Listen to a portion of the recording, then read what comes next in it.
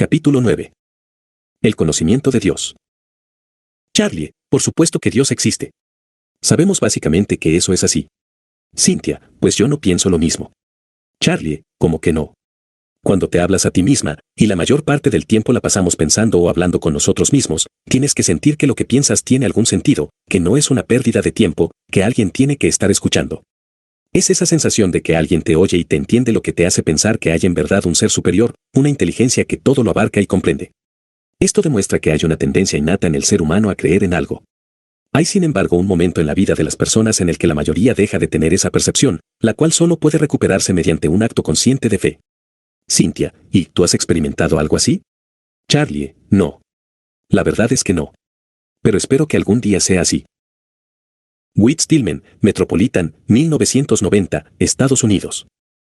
Los escritores conservadores y la inmensa mayoría de los que alzan la voz en público se quejan constantemente de que los jóvenes de nuestra sociedad son relativistas y amorales. Como pastor en Manhattan, he estado metido hasta el cuello en reuniones con jóvenes en la franja de los veintitantos por espacio de 2 décadas, y eso no ha sido así ni mucho menos. La gente joven con la que yo me he relacionado tiene una muy aguda percepción de lo que está bien y lo que está mal. Están ocurriendo muchas cosas en el mundo que les generan indignación moral. Pero hay un problema con su perspectiva moral. Una moral sin fundamento.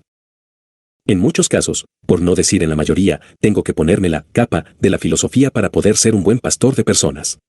En cierta ocasión se me acercó un matrimonio joven que buscaba dirección espiritual. No creemos en mucho, por no decir en casi nada, me advirtieron. Por lo tanto, ¿cómo iban siquiera a plantearse si realmente Dios existía? Les pedí entonces que me señalaran algo que creyeran que estuviera realmente mal. La mujer respondió de inmediato señalando la marginalización sistemática de la mujer. Yo le contesté que no podía estar más de acuerdo con ella porque, como cristiano, estoy plenamente convencido de que Dios ha creado iguales a todos los seres humanos. Aún así, sentía curiosidad por saber qué la movía a ella a pensar así. Su respuesta fue, las mujeres son seres humanos, y los seres humanos tienen derechos. No se puede permitir que esos derechos sean violados o dejados a un lado. Le pregunté entonces cómo sabía que eso era así. Un tanto perpleja por mi pregunta, respondió, todo el mundo sabe que está mal violar los derechos ajenos. Entonces, repliqué, la mayoría de los pueblos del mundo no saben eso. Su concepción de la vida no se rige por los mismos principios que los de la cultura occidental respecto a los derechos de las personas. Supón que alguien te dijera, todo el mundo sabe que las mujeres son seres inferiores. Seguramente replicarías, eso no es un argumento, es simplemente una afirmación de carácter personal. Y estarías en lo cierto. Pero volvamos de nuevo al punto inicial. Si en verdad no hay Dios, tal como tú crees, y los seres humanos son producto de la evolución de las especies, ¿por qué iba a estar mal pisotear los derechos de alguien? Entonces, su marido respondió, sí. Es cierto. Las personas no somos más que animales de mayor capacidad cerebral. Pero a mí me parece que los animales también tienen derechos que no está bien dejar a un lado. Mi pregunta entonces fue si consideraba culpables a los animales de violar los derechos de otros animales cuando el más fuerte se comía al más débil. Pues, no. No se me ocurriría pensar algo así. Entonces, ¿se podía decir que tan solo los seres humanos eran en su opinión culpables cuando abusan del más débil? Así es. Ahora bien, ¿cómo es que podía esa pareja tener un doble rasero a la hora de juzgar a personas o a animales, de forma tal que los seres humanos no tenían derecho a actuar según su naturaleza como hacen los animales? ¿Por qué insistía esa pareja en la dignidad individual y en el valor intrínseco de la persona? ¿Por qué creían, además, en la existencia de derechos humanos de carácter inviolable? La verdad, no lo sé, admitió la mujer. Supongo que si están ahí es porque habrán surgido de alguna parte. Y no hay mucho más que se pueda decir. La conversación con esa pareja fue mucho más productiva de lo que pueda parecer sobre la base de esta breve reseña. La joven pareja se rió con ganas de la poca consistencia de algunas de sus propias respuestas, lo que me demostró a mí que estaban abiertos a explorar y que tenía, por ello, mayor libertad para mostrarme crítico. Lo que pone de relieve ese episodio es que nuestra cultura presente difiere de lo que ha sido la norma en tiempos pretéritos. Las personas siguen teniendo fuertes convicciones morales, pero, en contraste con otros tiempos y asimismo con otros lugares, carecen de una base sólida que sustente y explique por qué creen que unas cosas están bien y otras, en cambio, mal. La sensación que da es de una vaguedad en los principios, como si flotaran en el espacio, sin origen claro ni rumbo fijo, sin anclarse en tierra, sin fundamento. El poeta polaco Czesław Miłosz comentó en este sentido, lo que ha venido a resultar sorprendente en el periodo posterior a la guerra. Frías son todas aquellas profundas y hermosas palabras pronunciadas con veneración en lugares como Praga y Varsovia. Son palabras relativas al viejo ideario de los derechos del hombre y la dignidad de las personas. Me maravillo ahora ante este fenómeno tan extraño porque puede muy bien ser el caso que debajo podamos encontrar un abismo insondable. Lo cierto es que todas esas ideas tenían su fundamento en la religión, y la verdad es que no me siento muy optimista respecto al futuro de la religión en una civilización comprometida como nunca con la ciencia y con la tecnología. Nociones y conceptos que parecían ya estar enterrados para siempre han vuelto a resurgir de forma inesperada y repentina. Aún así, cabe preguntarse cómo van a mantenerse a flote careciendo de base sustentante. No creo que Miloš tenga razón en su conclusión. Personalmente, creo que las personas seguirán aferrándose a su fe en la dignidad humana, aun después de que haya desaparecido la creencia en Dios. ¿Por qué es así? Yo propongo una teoría muy radical al respecto. Estoy convencido de que las personas en nuestro entorno cultural saben de forma inevitable que Dios existe, pero que se obstinan en decir y hacer como si no lo supieran. El concepto de obligación moral. Es muy frecuente oír a las personas decir, nadie debería imponer sus convicciones morales a los demás porque todo el mundo tiene derecho a encontrar su propia verdad. Este convencimiento suscita inevitablemente una serie de cuestionamientos incómodos. Así, por ejemplo, ¿crees que hay gente que hace cosas que tú juzgas equivocadas, cosas que se deberían dejar de hacer sin tener en consideración lo que piensen los que las practican? Si es así, y todo el mundo opina que sí, ¿significa eso que tú sí crees que hay un patrón estándar de comportamiento moral que habría que obedecer con independencia de las propias convicciones? Esto nos aboca de inmediato a otra cuestión más. ¿Por qué es de todo punto imposible ser moralmente relativista y a la vez consecuente en su práctica, por mucho que se afirme lo contrario? La respuesta está en que todos tenemos, en mayor o menor medida, una creencia, poderosa e inevitable, no solo en valores morales sino asimismo en obligaciones morales. El sociólogo Christian Smith lo explica con muy acertadas palabras: lo moral es una orientación hacia una comprensión respecto a lo que está bien y lo que está mal, respecto a lo justo y a lo injusto, que no establecemos por deseos o preferencias personales, sino que se cree que existe con total independencia y proporciona el fundamento por el que se juzgarán en sí los deseos y las preferencias. Todos los seres humanos tienen sentimientos morales. En eso consiste lo que denominamos conciencia. Cuando estamos considerando hacer algo que sentimos que está mal, tendemos a refrenarnos. Creemos de hecho igualmente que existen parámetros, independientes de nuestra voluntad, por los que evaluamos los sentimientos morales. La obligación moral es la creencia de que ciertas cosas no deberían hacerse con independencia del pensamiento propio y ajeno, sea a título personal o en el ámbito de la comunidad y de los imperativos sociales. La joven pareja de mi ejemplo pensaba que en otras culturas se debían también respetar los derechos de la mujer, por ejemplo. Ahora bien, aunque se insiste en que los valores morales son algo relativo a los individuos y las sociedades, no es en manera alguna posible vivir así. En la práctica, todos consideramos de forma inevitable algunos principios como normativos de forma absoluta, en función de los cuales juzgamos la conducta de todos aquellos que no se rigen por nuestros principios. ¿Qué es, pues, lo que pensamos que nos da derecho a actuar de ese modo, si todas las creencias de índole moral son relativas? Nada en absoluto. Pero tampoco podemos dejar de hacerlo. Las personas que se ríen cuando alguien proclama la existencia de un orden moral trascendente no creen que los genocidios raciales sean poco prácticos o resolutivos, sino que están moralmente mal. Los nazis que exterminaron a tantos judíos puede que aseguraran que no había nada de inmoral en ello. Eso a nosotros nos da igual. Nos da igual que creyeran estar haciéndole un gran servicio a la humanidad. Lo que hicieron no tiene posible excusa. La cuestión es que no solo tenemos sentimientos morales, sino que estamos además convencidos de que existen absolutos morales externos a nosotros, que justamente aplicamos a la evaluación de nuestros sentimientos morales. ¿Qué razón hay para ello? ¿Por qué pensamos que realmente existen? La teoría evolutiva de la obligación moral. Una respuesta muy común en la actualidad es que los sentimientos morales proceden de lo que yo calificaba en el capítulo anterior de lo que pone fin a los indicios, esto es, la sociobiología o la psicología evolutiva. Según esa concepción, las personas altruistas, aquellas que actúan generosamente y con espíritu de cooperación, sobrevivieron en mayor número que las egoístas y crueles. Por lo tanto, los genes altruistas llegaron hasta nosotros, por lo que ahora la mayoría sentimos que la conducta no egoísta es la correcta. Como teoría, adolece de varios fallos, y por ello ha sido objeto de varias críticas demoledoras. La conducta altruista de un individuo dispuesto a sacrificarse por los de su misma sangre podría sin duda tener como resultado una tasa mayor de longevidad y pervivencia dentro de su familia e incluso dentro de su clan. Esto daría como resultado un mayor número de descendientes con ese mismo material genético. Para los propósitos de la evolución, en cambio, la reacción contraria, hostilidad contra toda persona ajena al grupo, debería ser igualmente tenida por conducta moral y adecuada. Sin embargo, en la actualidad seguimos creyendo que el sacrificar tiempo, dinero, emociones e, incluso, la vida, sobre todo a favor de alguien, ajeno a la propia familia o tribu, es algo que está bien. Si vemos a un total extraño caer al río, saltamos para salvarlo o nos sentimos culpables si no lo hacemos. De hecho, la mayoría de las personas se sentirán obligadas a hacerlo incluso si se trata de un enemigo declarado. ¿Cómo puede ese rasgo haberse transmitido por medio de un proceso de selección natural? Esas personas tendrían menos probabilidades de sobrevivir y de transmitir sus genes. Desde los presupuestos de un naturalismo estrictamente evolutivo, la firme creencia en que todo lo relativo al ser humano existe por razón de un proceso de selección natural, esa clase de altruismo tendría que haberse extinguido hace ya mucho tiempo. En vez de eso, cuenta con renovado vigor.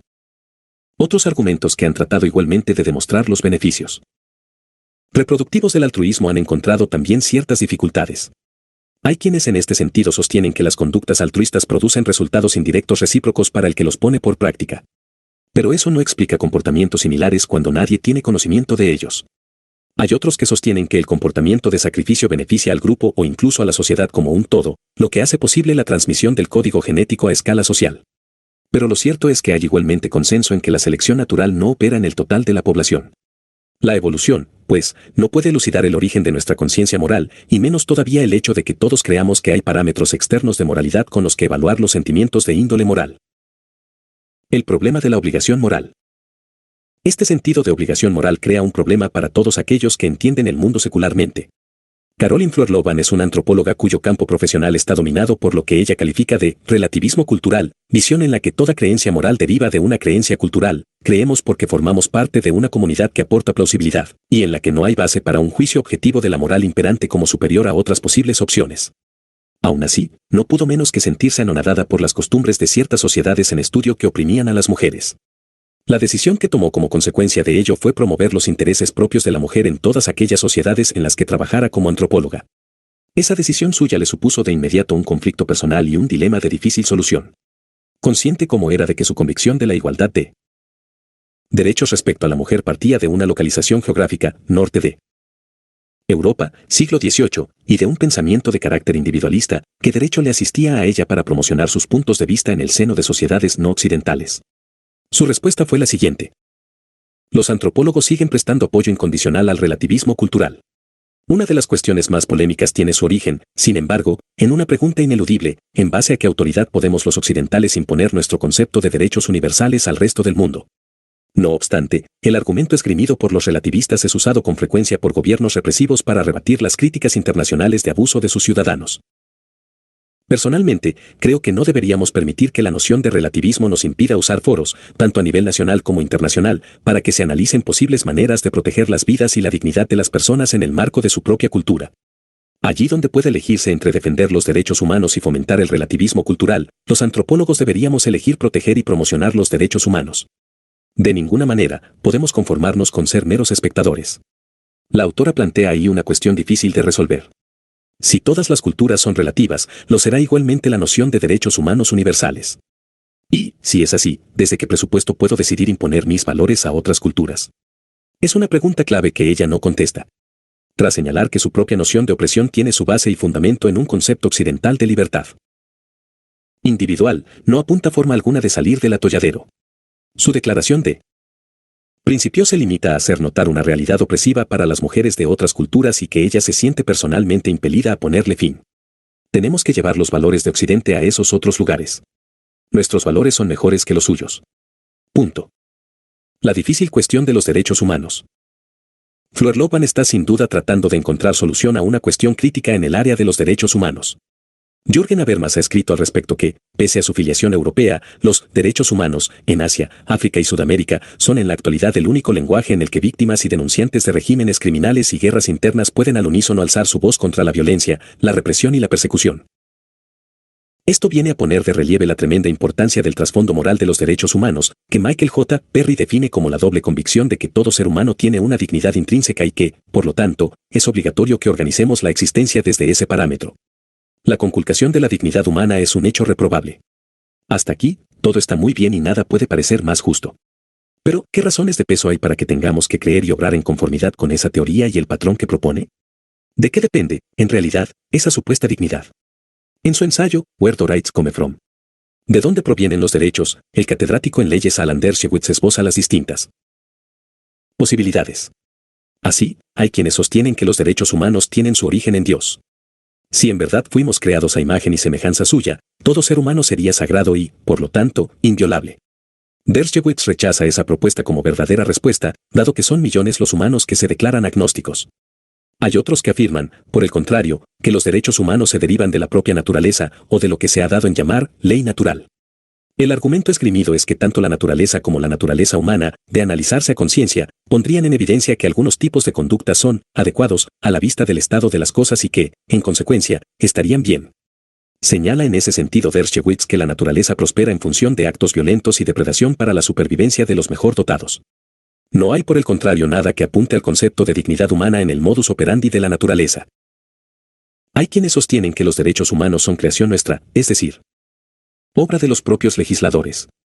Para su justificación, se aduce un supuesto beneficio en interés de la dignidad humana que, en última instancia, redunda en interés de las sociedades en su conjunto. La posible objeción al respecto es que ocurriría si una mayoría decidiera que no opera a favor suyo el instaurar y proteger dichos derechos. Si los derechos no son más que creación arbitraria de una mayoría con poder decisorio, no habrá apelación posible ante su eventual derogación. Dershowitz, citando a Ronald Dworkin, llama la atención sobre lo incoherente de esa tercera propuesta. No es respuesta alguna decir que, si los individuos gozan de esos derechos, la comunidad saldrá beneficiada a largo plazo. Y no lo es porque, cuando decimos que alguien tiene derecho a decir libremente lo que piensa, lo que en realidad queremos decir es que le asiste ese derecho aun cuando no sea favorable para los intereses de la mayoría. Ahora bien, si el espíritu y la letra de los derechos humanos son decididos por la mayoría, ¿de qué van a servir? Su valor está justamente en hacer que las mayorías respeten la dignidad de las minorías y de los individuos como tales con independencia de su posible concepción de un bien mejor. Los derechos no pueden ser creados, han de ser descubiertos y, si no es así, de poco sirven. En acertada conclusión de Dworkin, si aspiramos a defender los derechos individuales, hemos de esforzarnos por descubrir algo más allá de su hipotética utilidad para justificarlos. ¿Qué podría ser entonces ese algo? Ni Dworkin ni Dershowitz dan una respuesta que pueda considerarse como tal. Dworkin termina apelando a una forma más o menos específica de gobierno de la mayoría.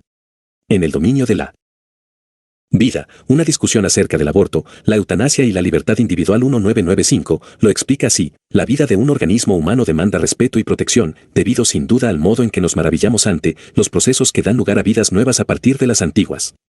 El nervio de los lazos sagrados reside en el valor que adjudicamos a un proceso o a una empresa en particular, en vez de a los resultados en consideración independiente respecto al modo en que se produjeron.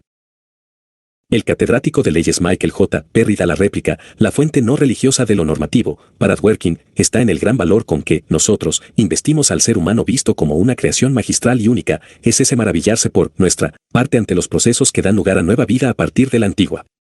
El problema surge al tratar de dilucidar a quienes estamos teniendo en mente con nuestra y nosotros. ¿Adjudicaron los nazis algún valor intrínseco a los judíos?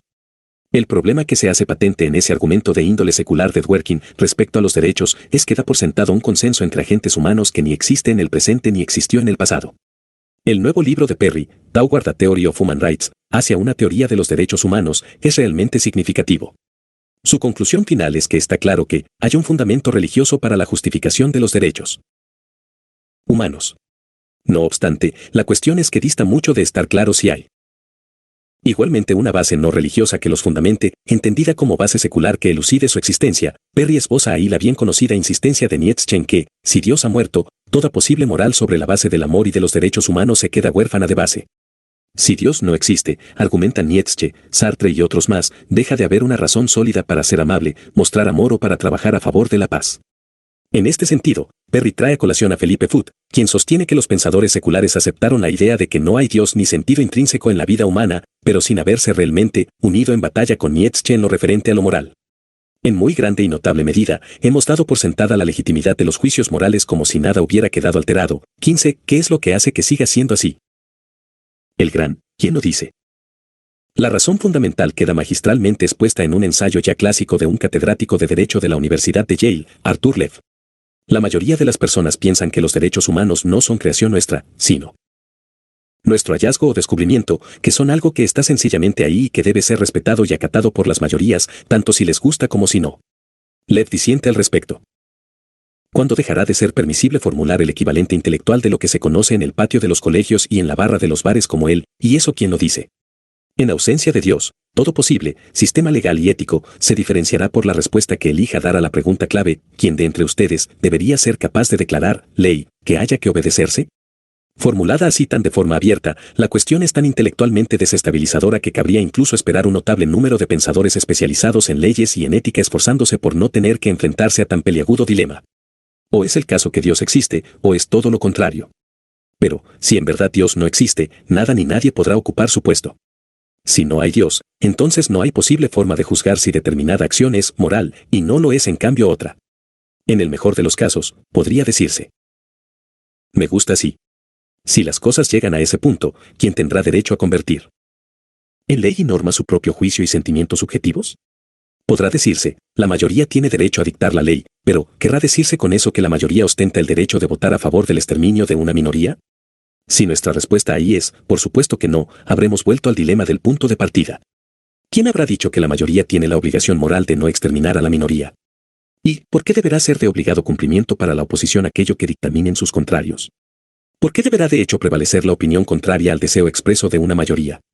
El caso viene a ser, señala Lev, que, si Dios no existe, todo posible juicio moral que emitamos será de carácter arbitrario, incluidas todas las valoraciones subjetivas e internas, por lo que no habrá un referente moral externo con el que juzgar los valores y los sentimientos de las personas.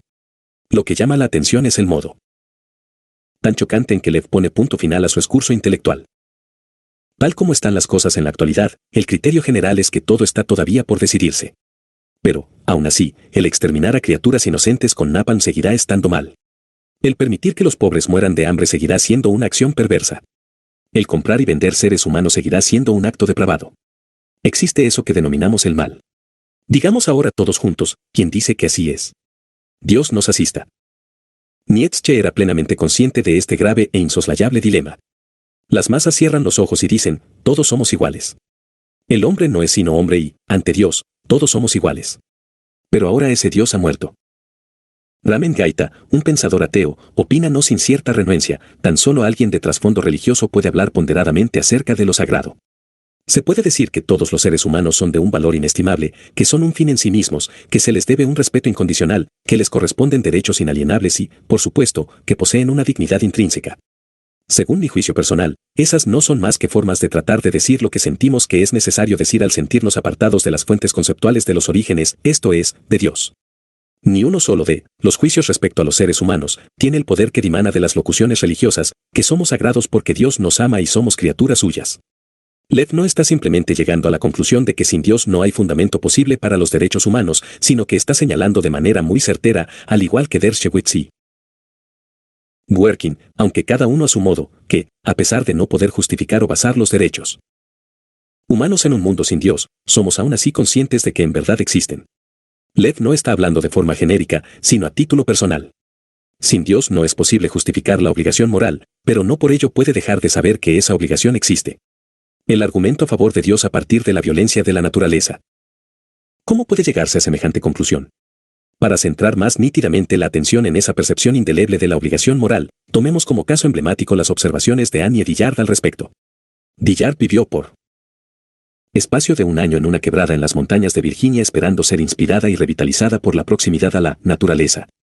Lejos de ser así, la experiencia le hizo darse cuenta de que la naturaleza opera por un principio inapelable de violencia ejercida contra el más débil por parte del más fuerte. No creo que haya un ser humano en todo el mundo que se comporte con mayor crueldad que la mantis religiosa.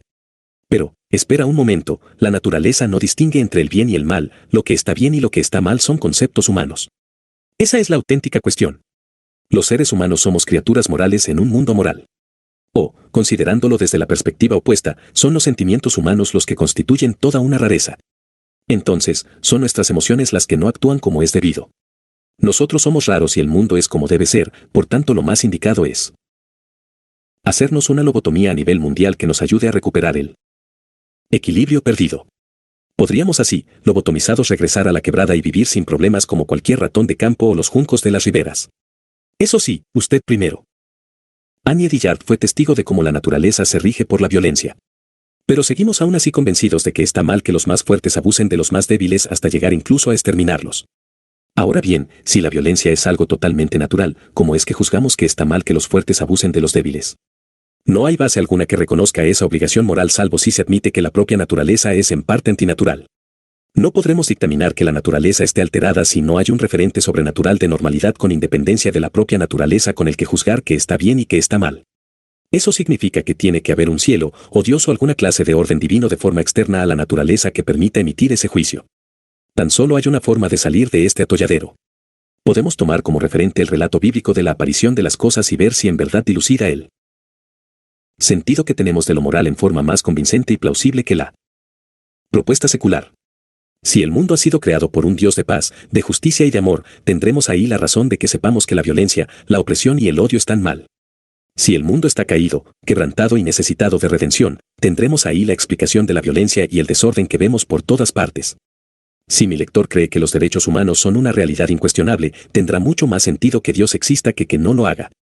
Si insiste, en cambio, en la postura secular, pero aún así, sigue discriminando entre lo que está bien y lo que está mal, espero fervientemente que sea asimismo consciente de la profunda desavenencia entre el mundo ficticio creado por el intelecto y el mundo real, y Dios, que tu corazón ya siente que existe.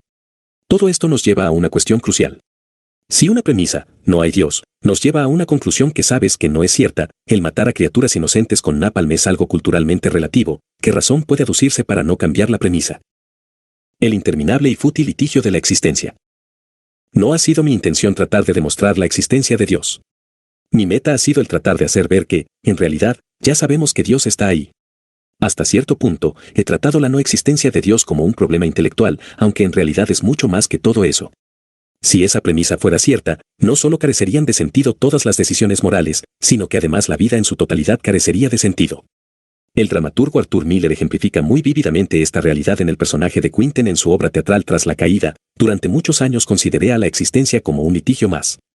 Había pruebas que sopesar. Cuando se es joven, tratas de mostrar que eres valiente o listo, más adelante, que eres un buen amante, después, que eres un buen padre, por último, que eres sabio, o poderoso o lo que sea.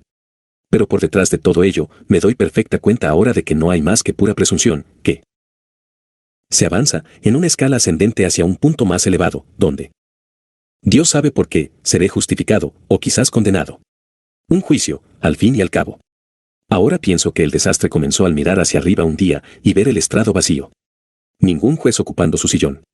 Y tan solo quedaba entonces seguir argumentando con uno mismo, en un litigio sin sentido respecto a la existencia y ante un estrado vacío, lo que no es más que otra manera de poner nombre a la desesperanza.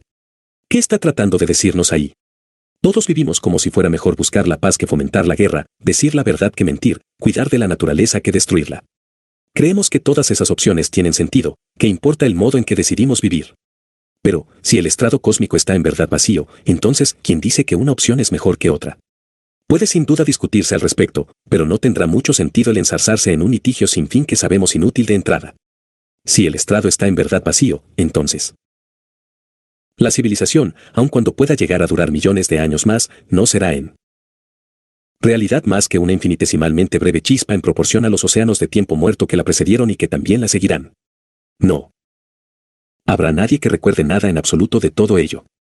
Y tanto dará que seamos amables o que seamos crueles. Nada de eso contará al final. Al darnos cuenta de la situación, hay dos posibles alternativas. Una es negarse simplemente a pensar en las implicaciones de todo ello.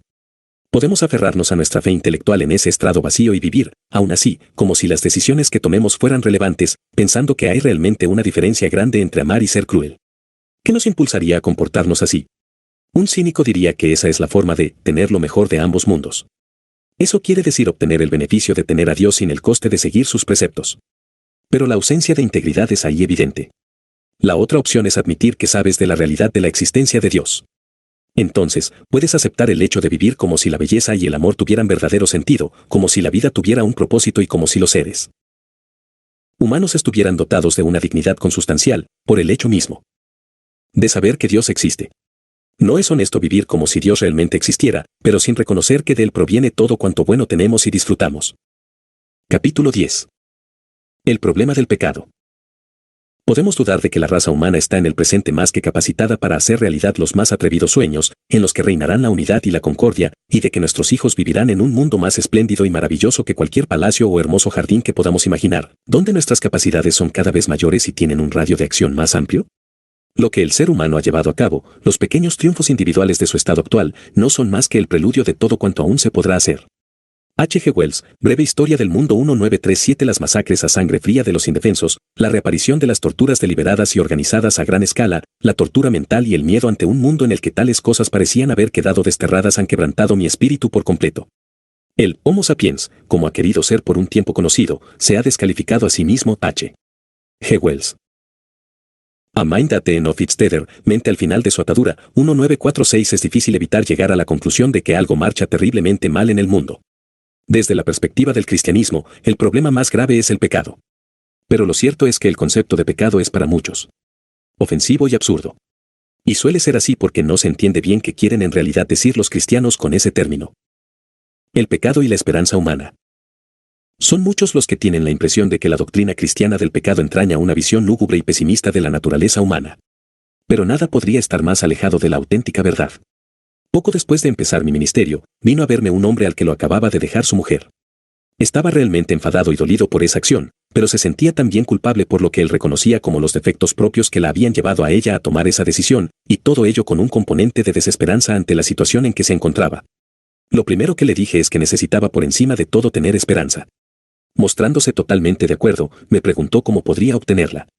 Con la mayor delicadeza que me fue posible, le dije que la buena noticia era su condición de pecador. Y, justamente el serlo hacía que fuera algo más que la víctima indefensa de pulsiones psicológicas o sistemas de índole social. Años más tarde, encontré un pasaje en un sermón de Barbara Brown Taylor que exponía mucho más elocuentemente lo que yo había tratado de decir aquel día. Ni el lenguaje de la medicina ni el de la ley son sustitutos adecuados para el lenguaje que nos habla del pecado. Al contrario que en el ámbito de lo médico, no estamos por completo a merced de las enfermedades. La elección es por entero nuestra y se trata de entrar en el proceso de arrepentimiento. A diferencia también del modelo jurídico, la esencia del pecado no es, en primera instancia, la violación de la ley, sino la relación alterada con Dios, con nuestros semejantes y con el orden de la creación. Todos los pecados son intentos de llenar vacíos, escribió Simone Weil. Y, al no poder soportar el vacío en forma de Dios que notamos en nuestro interior, tratamos de llenarlo hasta arriba con toda clase de cosas. Pero lo cierto es que únicamente Dios podrá llenarlo uno. Andrew Del Banco es profesor de humanidades en la Universidad de Columbia. Hace algunos años empezó un trabajo de investigación sobre Alcohólicos Anónimos, para lo cual asistía a sus reuniones por todo lo largo y ancho del país. Cierto sábado por la mañana, en el sótano de una iglesia de la ciudad de Nueva York, se encontró escuchando a un joven vestido con todo esmero, que hablaba de sus problemas. Según él lo veía, no tenía personalmente culpa alguna. Todos sus errores habían sido por injusticias y traiciones de otros, y explicaba además en qué manera se iba a vengar de todos los que lo habían perjudicado. Todos sus gestos y ademanes ponían en evidencia un orgullo herido en lo más profundo, señalaba Del Banco. Era del todo evidente que ese joven estaba atrapado en la necesidad de justificarse a sí mismo y que la situación no haría sino ir a peor mientras no fuera capaz de reconocerlo. Mientras el joven seguía hablando, un hombre de color de unos 40 años con rastes en el pelo y gafas negras se inclinó hacia Del Banco y le dijo: «Hubo un tiempo en que yo también me sentía así, pero solo hasta que alcancé una autoestima más baja». En ese sentido, Del Banco escribió más adelante en su libro The Real American Dream, A Meditation on Hope, el verdadero sueño americano, una meditación sobre la esperanza. Esa admisión era algo más que una buena frase. En mi caso, marcó el momento en que comprendí de forma distinta la religión que creía conocer. Mientras el joven nos bombardeaba con frases en la línea de «tengo que tomar las riendas de mi vida» y «tengo que empezar a creer realmente en mí mismo», el hombre que estaba sentado a mi lado había encontrado verdadero refugio en la vieja doctrina calvinista de que el orgullo es enemigo de la esperanza. Lo que quería decir con esa frase respecto a la verdadera autoestima es que había aprendido que nadie puede salvarse a sí mismo por su propio esfuerzo. Creía, por ello, que aquel joven estaba todavía perdido en sí mismo, aunque sin saberlo. Por baja autoestima, creo que el hombre de las rastes no quería decir que el joven tuviera que empezar a odiarse a sí mismo, sino que aquel joven tan bien vestido y tan convencido de su propia valía seguiría estando perdido en sí mismo, mientras no fuera capaz de admitir que era un ser humano con fallos, esto es, un pecador. No podría ver sus fallos tal como en verdad eran, ni perdonar a los que lo habían perjudicado, ni buscar y recibir perdón con humildad de parte de otros. La doctrina cristiana del pecado, entendida en su auténtica dimensión, puede ser una tremenda fuente de esperanza. Ahora bien, ¿en qué consiste en realidad esa doctrina? El significado del pecado. El famoso filósofo danés Søren Kierkegaard escribió en 1849 un fascinante aunque breve libro titulado La enfermedad mortal. En sus páginas, Kierkegaard define pecado en términos enraizados en la Biblia pero fácilmente comprensibles para la mentalidad moderna. El pecado es, en la propia desesperación, no querer ser uno mismo ante Dios. La fe es que el yo, siendo sí mismo y queriendo ser ese yo, esté fundamentado con total transparencia en Dios.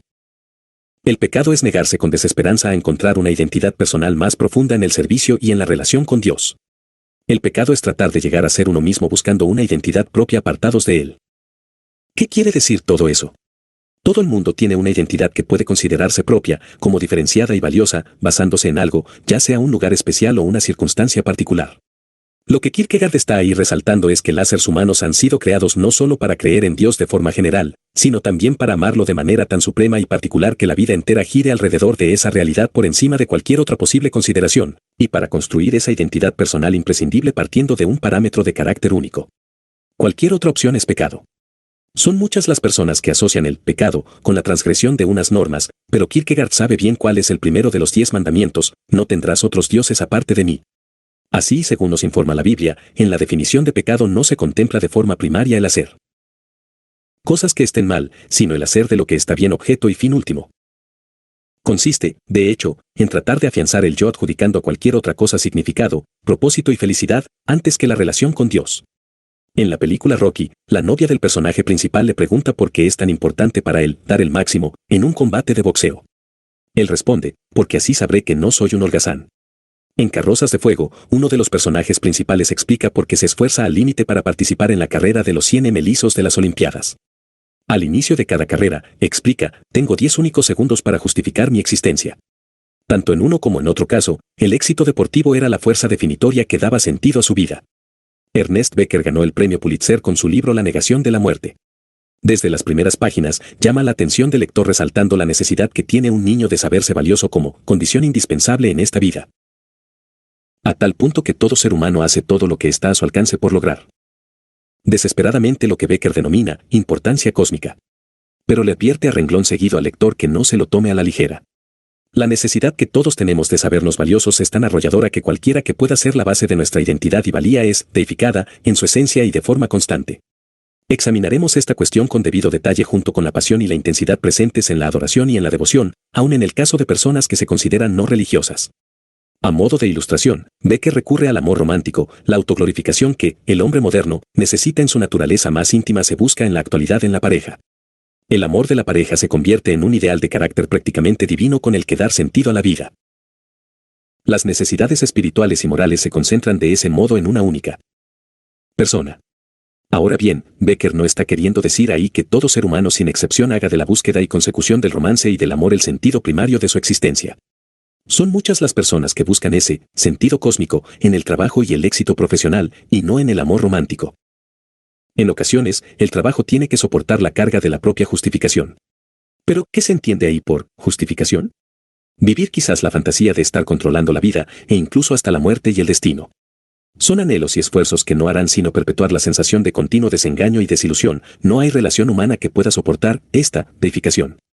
Si tu pareja es tú, todo, cualquier posible defecto que pueda tener se convierte en latente amenaza. ¿Qué es lo que en realidad buscamos al elevar a la pareja a semejantes cotas de perfección? Sin duda, queremos liberarnos de ese angustioso sentimiento de vacío y carencia absoluta de significado, saber en cambio que no hemos vivido en vano. Buscamos redención, sin poder conformarnos con menos. Y huelga decir que no hay ser humano que pueda satisfacer esas expectativas tan elevadas. Eso es exactamente lo que Kierkegaard quería hacer ver. Todo el mundo, sin excepción, tiene que encontrar algo que justifique su existencia y mantenga a distancia el miedo a no ser más que un holgazán. En culturas y sociedades de trasfondo más tradicional, el sentimiento de valía personal proviene de cumplir con las obligaciones familiares y con la sociedad. En las sociedades occidentales actuales, individualistas en su enfoque, se busca el logro personal, el nivel social relevante, la demostración del propio talento y el éxito en la relación de pareja. Hay una gran variedad de bases en las que fundamentar nuestra propia identidad. Hay quienes derivan su yo de la obtención y manipulación de poder, otros lo hacen con la aprobación humana, y hay quienes hacen de la disciplina y del autocontrol sus señas de identidad. Pero todo ser humano, sin excepción, tiene por fuerza que basar su identidad personal en algo en particular. Las consecuencias personales del pecado. Al definir el pecado desde esos parámetros, se hacen evidentes las distintas maneras en que el pecado nos destruye en el ámbito personal. La identidad con independencia de Dios es inherentemente inestable. Sin Dios, nuestra sensación de valía puede parecer sólida en la superficie, pero sin serlo en realidad, y puede fallar estrepitosamente en el momento menos pensado. Como ejemplo de ello, imaginemos que yo construyo mi identidad basándome en ser un buen padre y no tengo otro yo verdadero, soy sencillamente un padre y nada más. Si algo sale mal en la vida de mis hijos o de mi forma de ejercer como padre, me quedo sin mi yo. El teólogo Thomas Oden lo explica así: supongamos que mi Dios es el sexo o mi salud física o el Partido Demócrata. Si alguno de esos apartados se ve amenazado de forma real, me encuentro perturbado en lo más profundo. El sentimiento de culpa se intensificará en proporción directa con el grado de idealización idólatra con que yo haya investido a unos valores finitos. Supongamos ahora que valoro mi habilidad para enseñar y transmitir información de forma clara y comprensible. Si la claridad en la comunicación se ha convertido para mí en un valor absoluto, patrón de todo otro posible valor, si sucede entonces que, fallo a la hora de enseñar bien, me asalta de inmediato un sentimiento neurótico de culpa. La amargura se intensificará siempre que algo o alguien se interpongan entre mi persona y aquello que busco con carácter de valor definitivo. Si algo amenaza nuestra identidad personal, la ansiedad que provoca pronto pasa a convertirse en miedo paralizante. Si perdemos la propia identidad por culpa de terceros, el resentimiento y la amargura harán su inmediata aparición. Si la pérdida se ha producido por fallo personal, nos odiaremos o nos despreciaremos como fracasados para el resto de nuestra vida. Tan solo la identidad que tiene su base en Dios y en su amor, nos recuerda Kierkegaard, soportará todo contratiempo y toda dificultad con éxito garantizado. No hay manera posible de evitar esa inseguridad apartados de Dios. Aun cuando puedas decir, no basaré mi felicidad o mi importancia en ninguna otra persona o cosa, estarás de hecho basando tu identidad en la libertad personal y en tu independencia. Si algo pone en peligro eso, te encontrarás de nuevo sin un yo personal. Las identidades que no tienen su base en Dios abocan inevitablemente a formas más profundas de adicción. Cuando investimos a las cosas buenas con la cualidad de lo definitivo, estamos, por así decirlo, incurriendo en adicción espiritual. Si derivamos el sentido de la vida de la familia, del trabajo, de una causa social o de cualquier otro posible logro que no sea la persona de Dios, todas esas otras opciones acabarán esclavizándonos. El tenerla se convierte en algo imperativo. San Agustín advirtió que nuestros amores no están en el orden debido. En una muy célebre frase suya, dijo, nuestro corazón no reposa hasta que haya descanso en ti, Señor, es decir que, si tratamos de encontrar descanso definitivo en cualquier otra posible cosa, el corazón se dislocará y perderá el necesario compás. Las cosas buenas que nos esclavizan son cosas buenas que merecen nuestra consideración. Pero, cuando nuestro corazón altera su debido valor u orden, caemos en conductas que recuerdan en mucho las adicciones. Y tal como es el caso en cualquier posible adicción, negamos de entrada que eso esté siendo así o el grado en que está ejerciendo control sobre nosotros el sustitutivo de Dios. Los afectos desordenados dan lugar a angustias incontrolables si algo va mal en relación con aquello en lo que hemos depositado nuestras esperanzas. Como pastor en mi primera iglesia, en la localidad de Hopewell en Virginia, me encontré a mí mismo aconsejando a dos mujeres muy distintas, ambas casadas con maridos que no ejercían bien el rol de padres, y con hijos adolescentes que habían empezado a meterse en líos en el instituto y a tener problemas con la policía. Las dos estaban realmente furiosas y dolidas con la inoperancia de sus maridos. Tras hablar con ellas de otras muchas cosas, hice mención del problema de la amargura no resuelta y de la importancia del perdón. Las dos se mostraron de acuerdo, decididas a plantearse perdonar. Ahora bien, la mujer que tenía el marido de peor comportamiento y que era la menos religiosa de las dos estaba dispuesta a perdonar. Pero la otra mujer se veía incapaz de hacerlo. Eso hizo que le diera vueltas al problema durante meses hasta que un día estalló, de acuerdo, si mi hijo se va al garete, mi vida habrá sido un completo fracaso. Se me hizo entonces evidente que toda su vida giraba en torno a la felicidad y el éxito de su hijo, y le resultaba por ello imposible perdonar. En Easter Everywhere, Amenwar, La Pascua por Doquier, una autobiografía, Darcy Stainky trae a la memoria cómo, siendo hija de un pastor luterano, abandonó la fe cristiana. Tras mudarse a la ciudad de Nueva York, inició una vida de sexo obsesivo y clubs de alterne, y escribió durante ese tiempo una serie de novelas. Aún así, la sensación de vacío y de desasosiego seguía atormentándola. A mitad de esas memorias, cita a Simone Weil como compendio de la cuestión básica en su vida: solo cabe una elección, Dios o la idolatría. Si se niega a Dios, se pasa a rendir culto a cosas del mundo pensando que no son más que eso, cuando la realidad es que, aun no siendo uno consciente de ello, se busca en todos esos sustitutos los atributos de la divinidad. Una vida no centrada en Dios acaba en vacío. El construir la existencia alrededor de algo que no es Dios no solo nos hace vulnerables si no conseguimos lo que nuestro corazón anhela, sino que también ocurre exactamente lo mismo aunque lo consigamos. Pocas son las personas que consiguen ver realizados todos sus sueños en esta vida, por lo que es fácil vivir con el espejismo de una hipotética felicidad completa si lográramos por fin tener belleza, salud y éxito profesional. Pero eso no es lo que ocurre en realidad. En su columna Village Voice, Cynthia Email pasó revista sobre toda la gente que había conocido en Nueva York antes de que se convirtieran en famosas estrellas de cine. Una de Ella se había trabajado como vendedora de maquillaje en Macy's, otra había despachado entradas en los cines, y así sucesivamente. Al llegarles el éxito, todas ellas sin excepción se habían vuelto más irritables, maníacas, infelices e inestables que cuando tenían que trabajar duro para conseguir llegar a la cima. ¿Cómo explicarlo? En ese sentido, Eimel escribe: eso tan monumental que luchaban por conseguir, la fama acerca de la que pensaban que haría que todo marchase bien, que iba a hacer de la vida algo más soportable, que iba a llenarlas de profunda y genuina felicidad, había por fin ocurrido y al día siguiente se despertaban y seguían siendo las mismas personas.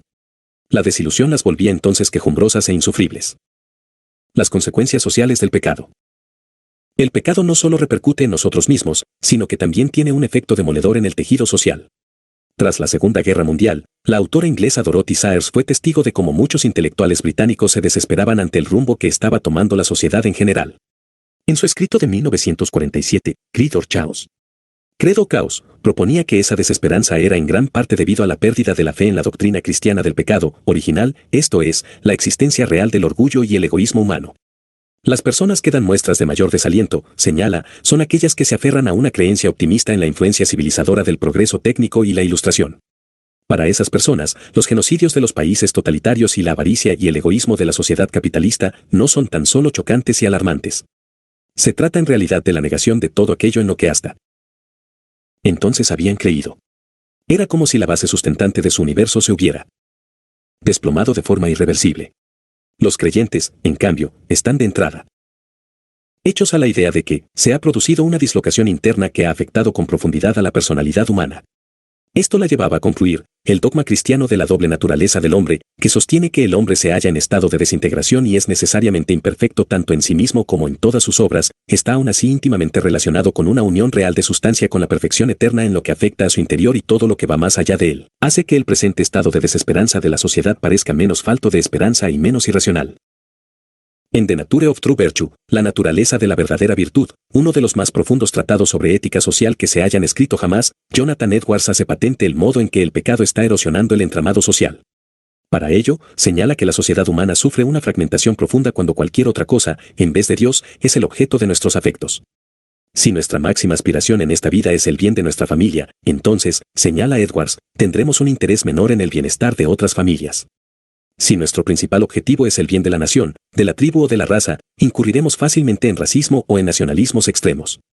Si la meta final que queremos alcanzar es la felicidad personal, pondremos por delante de todo nuestros propios intereses económicos. Edwards concluye su análisis haciendo ver que tan solo si Dios es nuestro sumum bonum, nuestro bien último y el centro de nuestra existencia, será atraído nuestro corazón no solo a las personas, a las razas y a las distintas clases sociales, sino asimismo al mundo en toda su inmensidad. ¿En qué manera se hace manifiesto ese resquebrajamiento de las relaciones que emana del efecto interno del pecado? Si hacemos que nuestra identidad y nuestra valía personal se deriven de nuestro posicionamiento político, entonces la política deja de ser tal para convertirse básicamente en un asunto de intereses personales. De la causa que suscribamos, derivaremos nuestro yo y nuestro valor como personas. En la práctica, esto se traduce en un necesario desprecio y descalificación de la oposición. Asimismo, si fundamentamos nuestra identidad en la etnia y la posición social, tenemos además que sentirnos superiores a todos aquellos de diferente raza y extracto social. Si estás profundamente orgulloso de ser abierto de miras, tolerante y bien intencionado, te indignarás sobremanera con aquellas personas que den muestras de prejuicios mentales.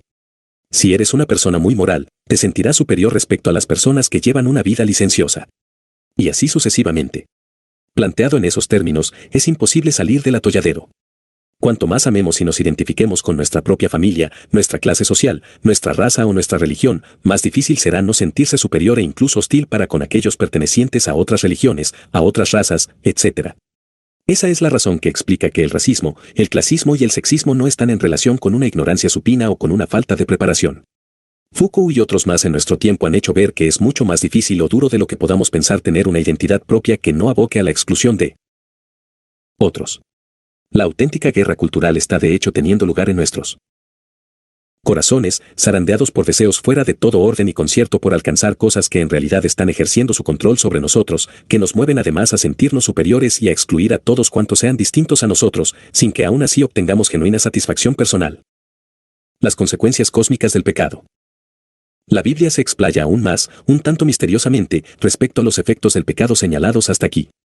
Los 2 primeros capítulos de Génesis muestran a Dios dando forma al mundo mediante su palabra y, casi literalmente, ensuciándose las manos. Y Dios el Señor formó al hombre del polvo de la tierra, y sopló en su nariz hálito de vida, y el hombre se convirtió en un ser viviente. Gen. 2:7.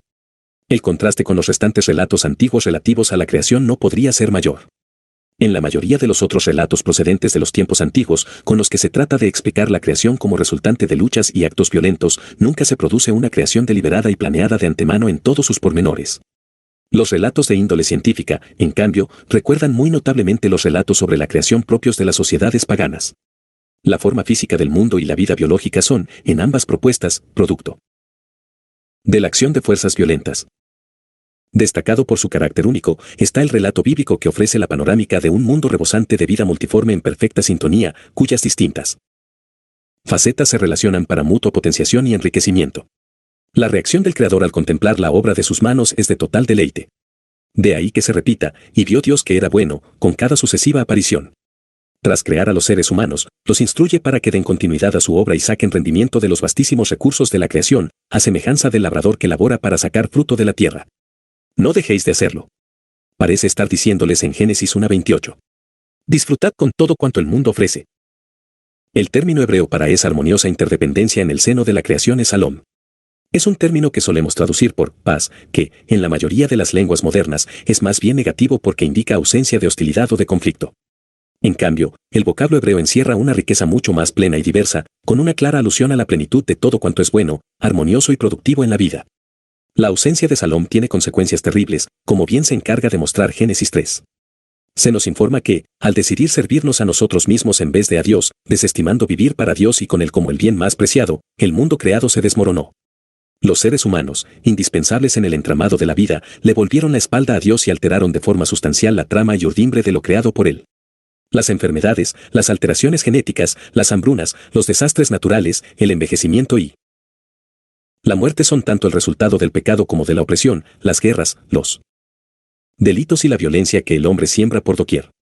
La humanidad ha echado a perder el salón de Dios en lo físico, en lo espiritual, en lo psicológico, en lo social y en lo cultural. Todo parece estar desmoronándose a nuestro alrededor. En Romanos 8, el apóstol Pablo afirma que la creación está sometida al derrumbe y expuesta a la futilidad y tiene que esperar, para recuperar su norte, a que nosotros lo recuperemos primero. ¿Cómo podrá recuperarse el equilibrio? En algún momento en nuestras vidas, nos vemos confrontados con el hecho inapelable de que no somos la clase de personas que deberíamos ser. La reacción, en la mayoría de los casos, es pasar la página y esforzarse por vivir como uno cree que debería hacerse, lo que nos llevará irremediablemente a un callejón sin salida en lo espiritual. C.S. Lewis, en su ensayo, ¿Es difícil o fácil el cristianismo?, presenta la lucha en la que se encuentran la mayoría de los seres humanos. La idea generalizada que todos tenemos es que poseemos un yo natural con diversos deseos e intereses, y somos asimismo conscientes de ese algo que denominamos moral o conducta apropiada, que demanda de ese yo ciertas cosas.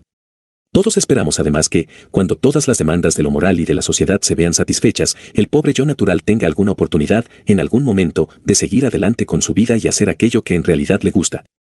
De hecho, todos nos comportamos en alguna medida como el hombre honrado que paga sus impuestos y piensa que todavía le quedará suficiente para poder seguir viviendo.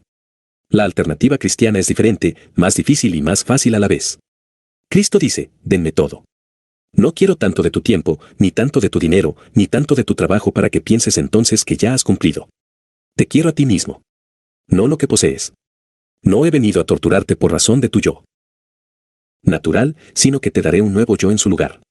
Renuncia a tu yo natural, todos tus deseos, no tan solo los que consideras malos, sino asimismo aquellos otros que crees inocentes, el entramado completo. Y vendrás a disfrutar de un yo por completo nuevo. Lewis está reformulando la definición de pecado de Kierkegaard. El pecado no es simplemente hacer cosas que están mal, sino también poner cosas buenas ocupando el lugar de Dios. De este modo, la única solución no será cambiar solo de conducta, sino también reorientar y centrar el corazón y la vida primeramente en Dios. La tarea más dura y casi imposible de llevar a efecto es hacer entrega del yo personal a Cristo. Pero es aún así mucho más fácil que lo que tratamos de hacer la mayoría de nosotros. Porque la empresa que hemos acometido es seguir siendo lo que consideramos ser, nosotros mismos, nuestra felicidad personal centrada en el dinero o el placer o la ambición, esperando, aún así, comportarnos honesta y castamente y con la debida humildad. Y eso es precisamente lo que Cristo nos advirtió que no podemos hacer. Si vengo a ser en realidad como la hierba del campo, el segarla con frecuencia la mantendrá a raya, pero no dejará que produzca trigo. Si lo que quiero es obtener trigo, tendré primero que arar bien el terreno y sembrarlo de nuevo. ¿Te asusta esta perspectiva? ¿Te parece que coarta tu libertad personal? Ten esto bien presente: si no vives para Cristo, vivirás para cualquier otra cosa. Si vives entregado a tu profesión y no te va bien, podrá suponer un castigo toda tu vida y hará que te sientas un fracaso. Si vives para tus hijos y no salen como debieran ser, el tormento será doble porque te hará sentir inútil. Ahora bien, si Jesús es el centro y Señor en tu vida y, aún así, le fallas, Él te perdonará. Tu carrera puede ser sustituto de Dios, pero no puede morir por tus pecados. Puede que seas de las personas que dicen: es que, si fuera cristiano, estaría toda mi vida sintiéndome culpable. Pero todos, sin excepción, nos vemos acuciados por sentimientos de culpa, porque anhelamos tener una identidad propia y tiene por fuerza que haber algún referente por el que regirnos en la vida y del que derivar una identidad adecuada. Sea cual fuera la base de tu vida, tendrás que obrar en conformidad con ello. De todos los señores para quien puedas vivir, Jesús es el único que murió por ti. ¿Te resulta eso opresivo? Puede que, llegados a este punto, digas: yo veo el cristianismo apropiado para personas que han tocado fondo en su vida. Pero, ¿qué ocurre si en mi caso me va bien en mi profesión y mi familia no me da problemas?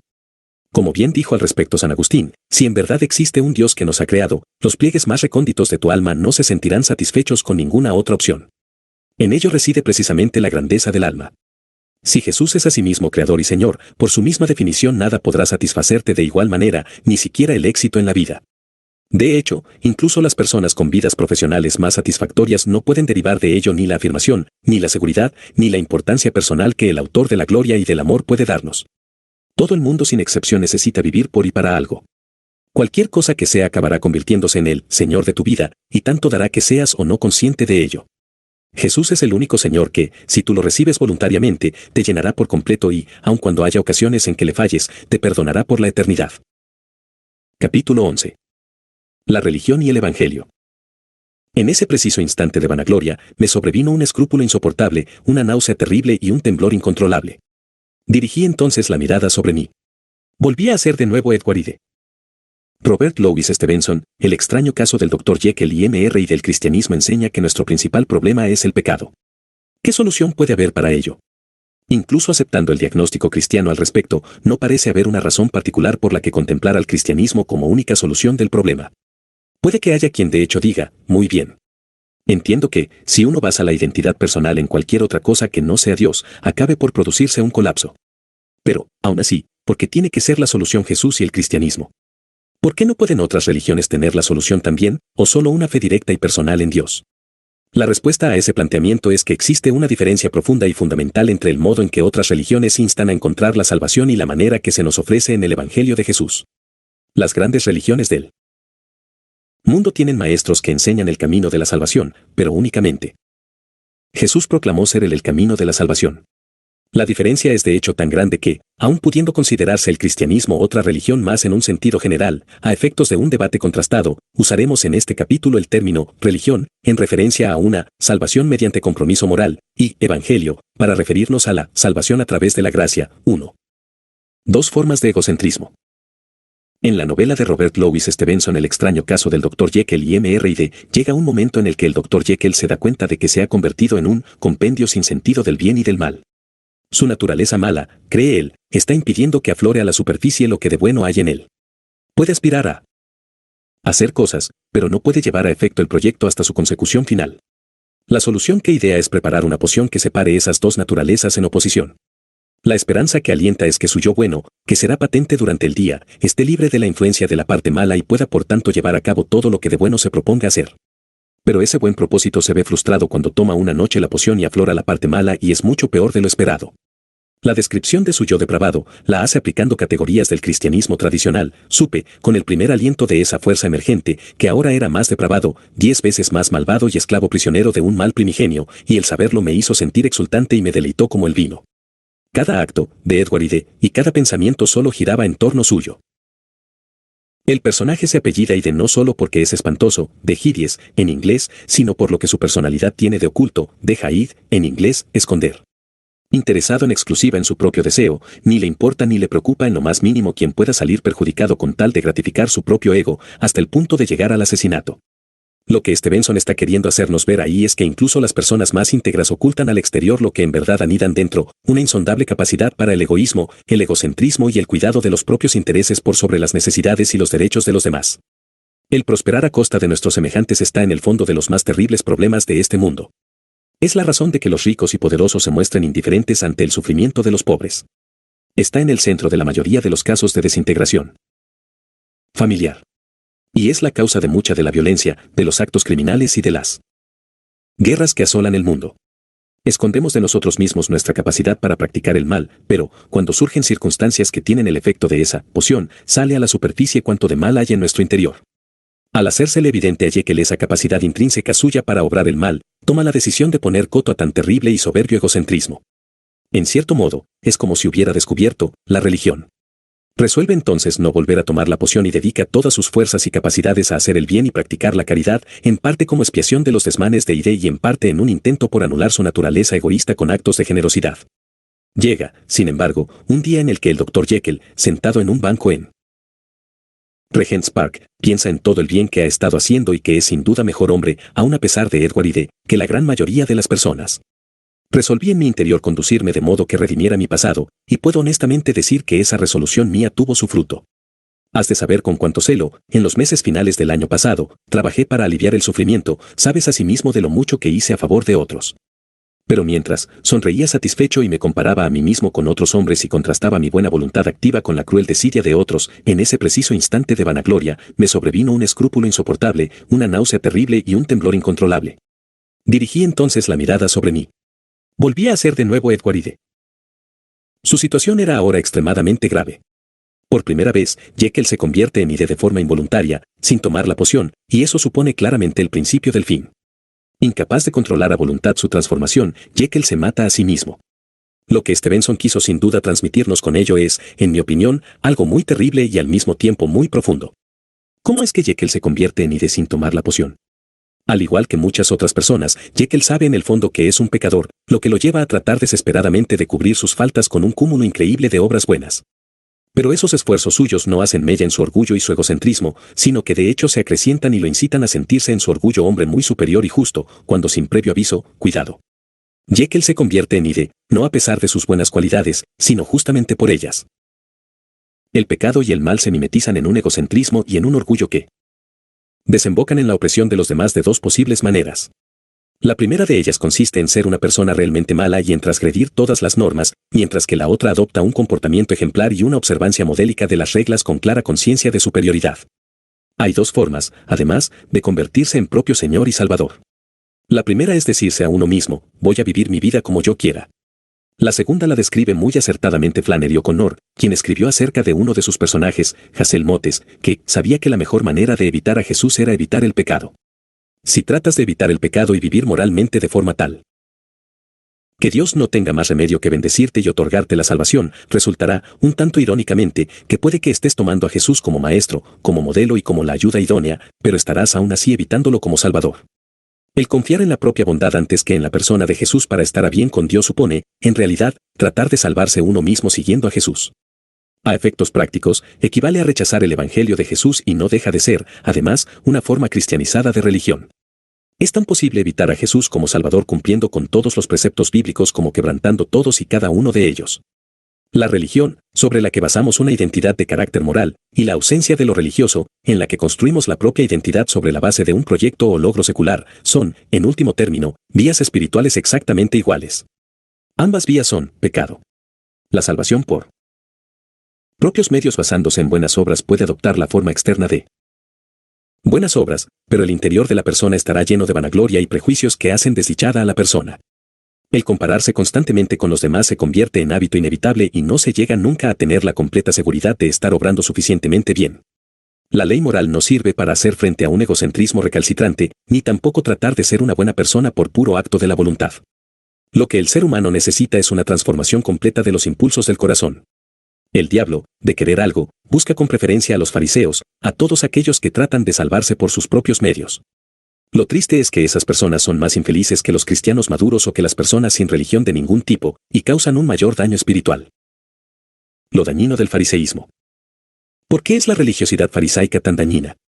Recordemos aquí la enfermedad mortal, la profunda náusea espiritual que nos sobreviene cuando nuestra identidad personal no está cimentada en Dios. Nos esforzamos entonces por dar un sentido y un valor a nuestra vida, un propósito que la haga significativa. El problema es que se basará en condiciones que no podremos ni conseguir ni mantener, y que se nos escurren de forma inevitable. Como bien señaló Kierkegaard, no habremos llegado a ser nosotros mismos. Esto lo experimentamos por dentro como ansiedad, inseguridad e ira. Y nos lleva externamente a marginar, oprimir y excluir a otros.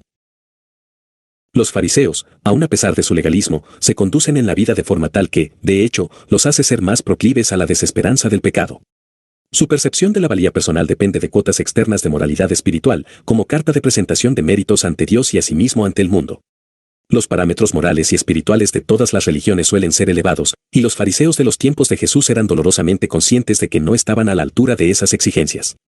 Ni oraban con la frecuencia prescrita, ni amaban y servían al prójimo en la manera y medida que tendrían que haberlo hecho. Su pensamiento distaba igualmente mucho de ser puro. El resultado final de todo ello era ansiedad, inseguridad e irritabilidad en un grado infinitamente mayor de lo que puede darse en la irreligiosidad más exacerbada. Richard Laplace apunta a una manera más en que el fariseísmo acaba siendo destructivo. Muchos derivan su seguridad de sentirse aceptados por Dios por causa de su propia sinceridad, por la realidad de su experiencia de conversión, por su compromiso religioso presente o por la relativa infrecuencia de una desobediencia voluntaria y consciente. Su inseguridad se hace en cambio patente en un orgullo personal, en una afirmación defensiva de su propia justicia y en una crítica agresiva de los demás. De forma natural e inevitable, odian toda práctica que no sea la propia, toda raza que no sea la suya y todo sistema que no se rija según sus criterios, y todo ello con el único propósito de apuntalar su propia seguridad y dar salida a una ira enquistada. 3. Como bien señala Laplace, la religión farisaica no solo daña el alma interna, sino que genera además lucha social. Los fariseos necesitan estar convencidos de su propia justicia y, para ello, desprecian de forma sistemática a todos aquellos que no comparten sus creencias, sus doctrinas y sus prácticas religiosas. El racismo y el imperialismo cultural son consecuencia de ello. Las iglesias que están llenas de personas que se consideran justas y exclusivas, que son inseguras y moralistas, y que están enfadadas no son en absoluto atractivas. Sus manifestaciones públicas son casi siempre de carácter condenatorio, y dichas iglesias sufren internamente amargos conflictos que suelen acabar en rupturas y divisiones. Cuando alguno de sus líderes tiene un fallo moral, la reacción general suele ser de racionalización y denuncia de los que se atreven a alzar una voz crítica, o de transformación inmediata del transgresor en chivo expiatorio. Millones de personas criadas en ese tipo de iglesia o, en alguna manera, bajo su influencia, rechazan el cristianismo muy pronto en sus vidas o no mucho después de relacionarse con el mundo, como consecuencia de esa primera experiencia negativa.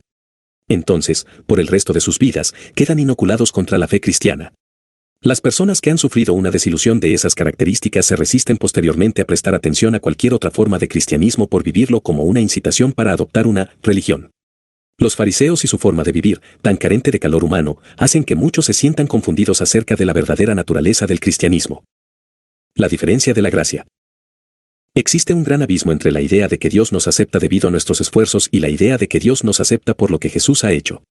La religión opera sobre la base del principio de obedezco, luego soy aceptado por Dios. En total contraste, el principio del Evangelio es Dios me acepta por lo que Cristo hizo, y por eso yo ahora le obedezco. Puede sin duda darse el caso de dos personas que se rigen en la vida por estos dos principios tan distintos y que, aún así, se sientan la una junto a la otra en la iglesia. Ambas oran, practican el diezmo con generosidad y son leales y fieles a sus respectivas familias y a la iglesia, se esfuerzan además por vivir honesta y dignamente. La cuestión, sin embargo, es que lo hacen por motivos muy distintos y con identidades espirituales en extremo diferentes, viven en consecuencia de forma casi diametralmente opuesta. La principal diferencia está en la motivación. En el ámbito de la religión, nos esforzamos por obedecer las ordenanzas divinas por temor. Creemos que, si no obedecemos las normas, vamos a perder la bendición de Dios tanto en este mundo como en el próximo. En el Evangelio, en cambio, la motivación es de gratitud por una bendición ya experimentada en Cristo. Y si bien los moralistas se ven forzados a obedecer, por temer un rechazo, el cristiano se apresura en cambio a obedecer movido por el deseo de complacer y asemejarse a aquel que entregó su vida a favor nuestro. Otra diferencia importante es la relativa a la identidad y a la autoestima.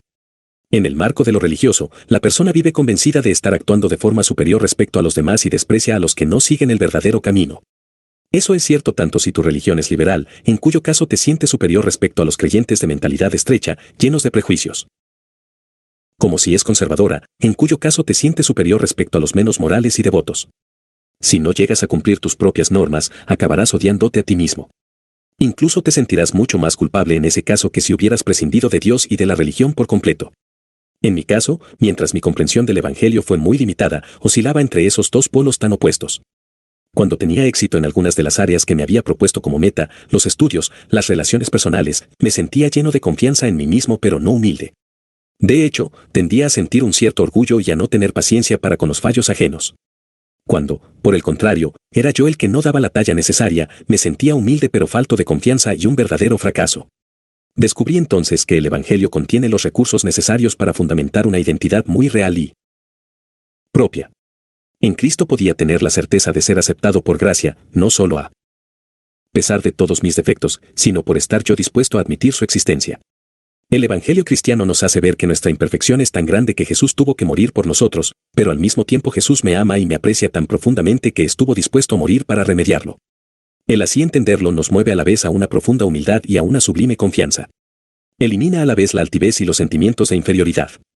Ya no es posible sentirse superior a nadie, pero tampoco hay por qué demostrar nada extraordinario uno mismo. Uno no se siente más, pero tampoco hay que sentirse menos. Pero si deja uno de estar centrado de forma exclusiva en uno mismo. Ya no hay necesidad de estar constantemente pendiente de la propia existencia, de lo que se hace, de cómo me consideran los demás.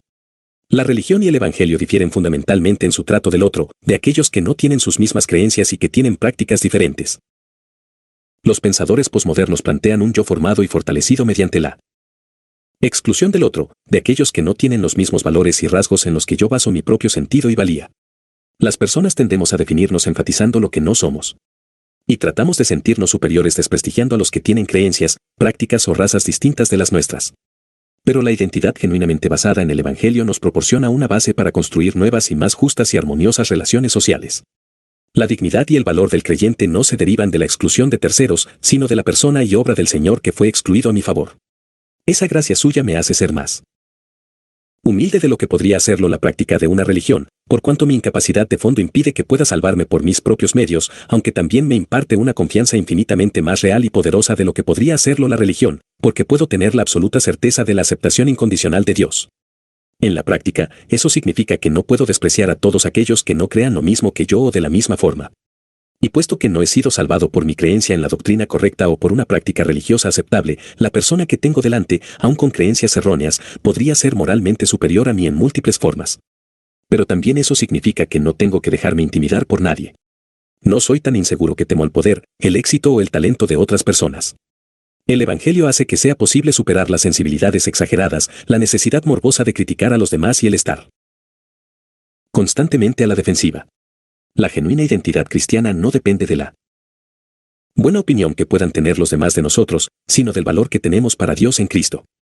La religión y el Evangelio llevan a sí mismo a formas divergentes de hacer frente a los problemas y al sufrimiento.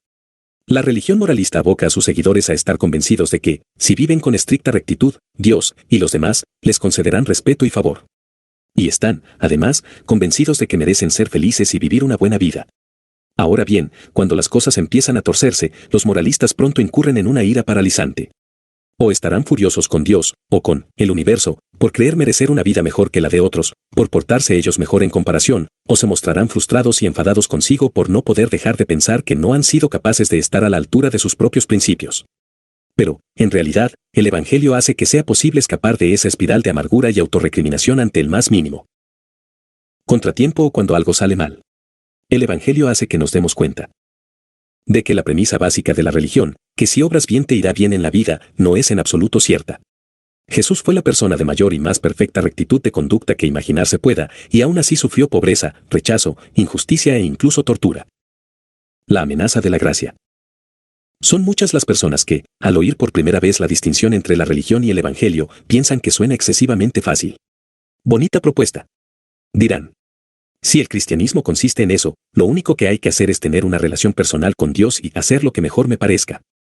Se trata de una actitud, sin embargo, que solo es posible si no se ha tenido la experiencia radical de la gracia. Nadie va a expresarse en esos términos después de haber tenido una auténtica experiencia de conversión. Y hay que tener, además, muy presente que la gracia puede ser una verdadera amenaza. Hace ya algunos años, conocí a una mujer que empezó a asistir a los cultos y las reuniones de El Redentor. Según me informó, Había asistido a una iglesia desde pequeña y, sin embargo, nunca había oído esa distinción entre el Evangelio y la religión. Lo que siempre había oído es que Dios tan solo nos acepta si nos portamos suficientemente bien. Esta nueva idea le infundía cierto temor. Al preguntarle yo qué clase de temor en concreto, me dijo así: si yo fuera a salvarme basándome en mis buenas obras, habría un límite respecto a lo que Dios podría esperar de mí y a las pruebas a las que pudiera someterme. Yo sería ahí contribuyente que paga sus impuestos y que tiene, por tanto, ciertos derechos, habría cumplido con mi obligación y podría por ello esperar una cierta calidad de vida. Pero si resulta que soy una pecadora salvada por pura gracia, no habrá límite a lo que Dios pueda esperar de mí.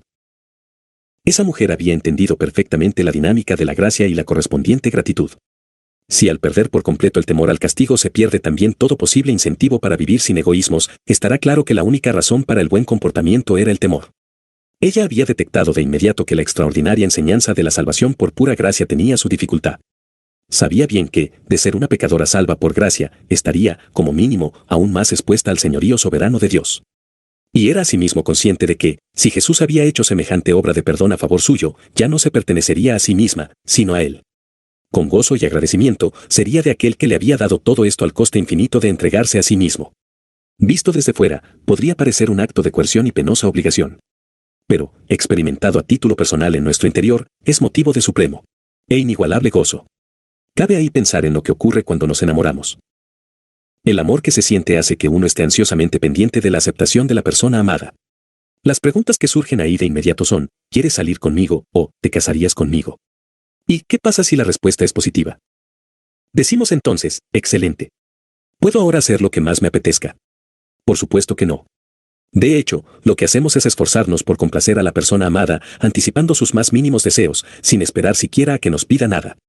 Y no es porque nos sintamos obligados a ello, sino porque nuestro comportamiento ha experimentado un cambio radical por razón de la persona amada.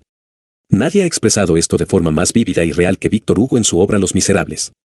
El personaje principal, Jean Valjean, es un exconvicto que vive amargado. Tras robarle a un obispo que lo ha tratado con compasión, es llevado de vuelta a casa de ese obispo bajo arresto. En un acto de gracia sin límites, el obispo le da a Valjean los objetos de plata que éste le había robado y lo libera de la orden de arresto. Este inmenso acto de misericordia lo sacudió hasta lo profundo de su ser. En el siguiente capítulo, Víctor Hugo nos expresa en detalle cuán amenazante se volvió esta gracia. A tan celestial muestra de bondad, del obispo, oponía el orgullo, que es la ciudadela en la que busca refugio el mal que anida en nosotros.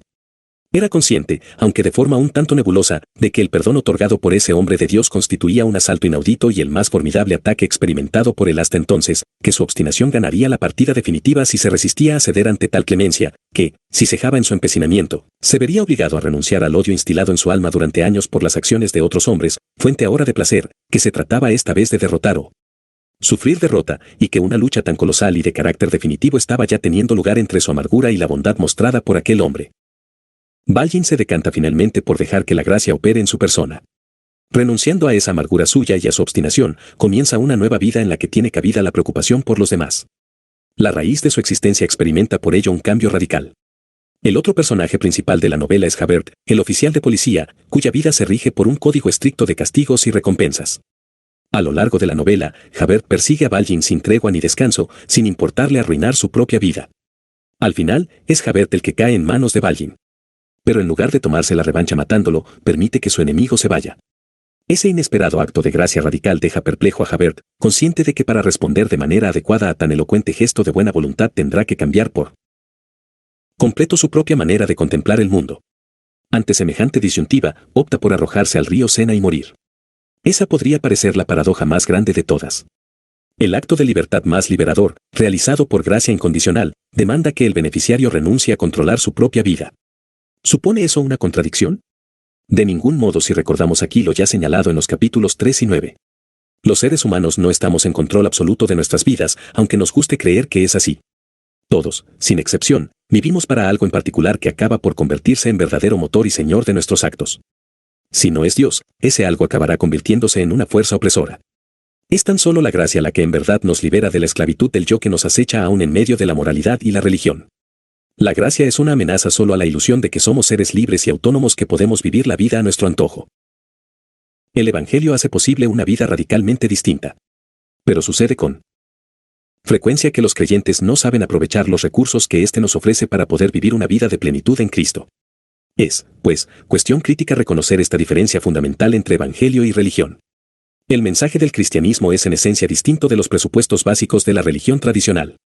Los fundadores de las principales religiones del mundo actuaron como maestros, no como salvadores.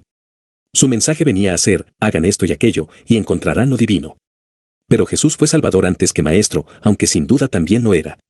Jesús nos dice, yo soy lo divino que viene a su encuentro para llevar a cabo aquello que no podían hacer por sus propias fuerzas. El mensaje cristiano es que nos salvamos no por lo que nosotros hagamos, sino por la obra de Cristo a favor nuestro. Entonces, el cristianismo no es ni religión ni ausencia de religión. Es algo muy distinto.